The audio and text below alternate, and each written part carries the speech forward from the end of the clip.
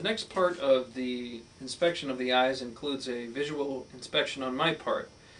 Jason, I'm just going to take a look at your eyes. I'm going to place my hands on your face. First, it's important to look at the eyes, look at their symmetry, including the eyelids, the sclera, the iris, and the size of the pupils, noting their size and noting any discrepancies between the two sides. Next, I'm just going to put my hands up here, placing the fingers above, holding the eyes open like this. If you could look down for me. Good. Excellent. Okay, relax. And then holding the eyelids down, if you could look up for me. Noting any kind of deformities in the sclera or the conjunctiva if you can. Sometimes the sclera will be icteric, meaning yellow. They can be injected. These are all signs of diseases that can be followed up further. Alright, this is the visual inspection of the eyes. Next, the patient's eye exam includes an examination by confrontation. This means that I'm going to be checking the different visual fields of the patient. We break up the individual eye visual fields into 4 quadrants. And we do this by asking the patient to close one eye. Jason, if you could just close your right eye. And then with your left eye, just look at my left ear right here. Okay? And what I'm going to have you do is I'm going to move my finger, and if you see it moving, you say yes. Okay? Okay. You see this finger moving? Yes. This finger moving? No. Yes. This finger moving? Yes. And over here. Yes.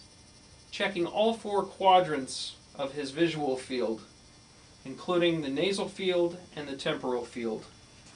Now we do this with the other side as well. If you can just close your left eye, or you can hold a hand over it, we can test the same way.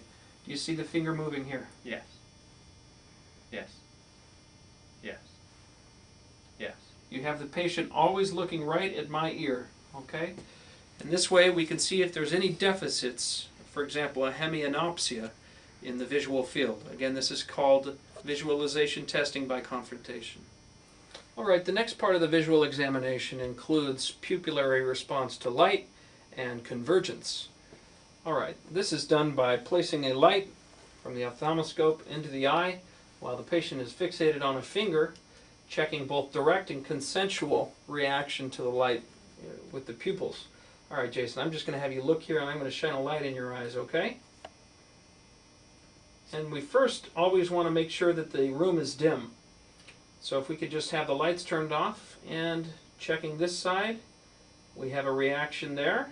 And checking this side again, I look at the other eye and we check consensual reaction. That is a response on this side with light in the contralateral side. Alright, Jason, just keep fixated on my finger here. I'm going to check this side, looking at this eye first.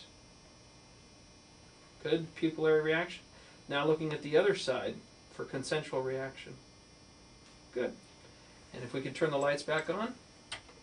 Next, we're going to check for convergence, and this is done by placing the finger in front of the patient, having him fixated on it. Just keep your eyes on my finger and moving it in towards the patient, making sure that the eyes follow it and come together. Good. Excellent. This concludes the part for assessment of pupillary reactivity, both direct and consensual, as well as convergence. The next part of the visual examination includes an assessment. Part of the visual examination involves examination of the extraocular muscles, and in so doing we're also testing cranial nerves 3, 4, and 6, the oculomotor, the trochlear, and the abducens. Alright, this examination is performed as such. Jason, if you could just keep your head still and look at my finger. I'm going to be moving my finger back and forth while watching his eyes to make sure that they follow it and correspond with one another.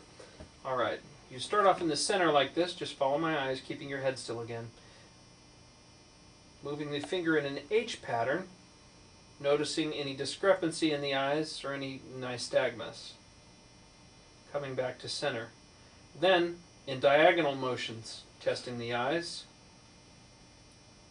noticing any discrepancies, hesitations, or deficits.